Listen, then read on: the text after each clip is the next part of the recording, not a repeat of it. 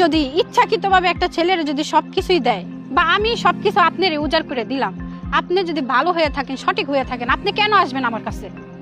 আপনি তো এটা দ্বিধাবোধ লাগবে যে এটা দেহ ব্যবসায়ী, এটা একটা খারাপ মেয়ে, ওর কাছে আমি যাব না।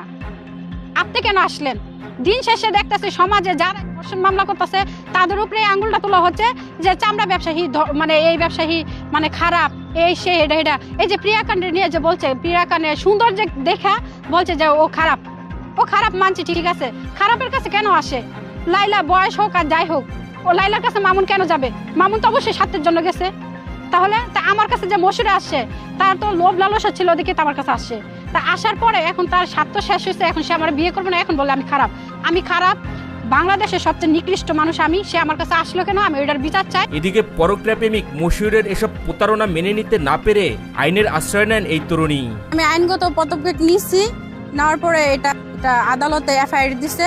তো এফআইআর ও 3 মাস জেল খাটছে, 3 মাস জেল খেটে বের হয়েছে। আমি যথেষ্ট পরিমাণ মানে সত্যতা থাকার পরও কিভাবে জামিনে এত তাড়াতাড়ি বের হয়ে গেল, এটা আমার 1 নম্বর জানার বিষয়। আর সে জামিনে বের হয়েছে ভালো কথা, আসামিও কিন্তু জামিন পেতে পারে।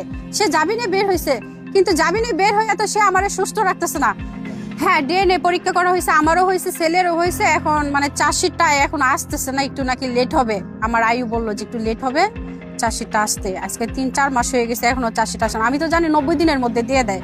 এখন ওখানেও ছেলের পক্ষরা কিছু করছে কিনা আমার জানার বিষয়। ওরা তো অনেক টাকা লাভ। এক সন্তানের এই জননী দাবি করেন মশিউর সবকিছু ভুলে তার কাছে ফেরত আসলে তাকে নিয়ে সুখে শান্তিতে সংসার করতে চান।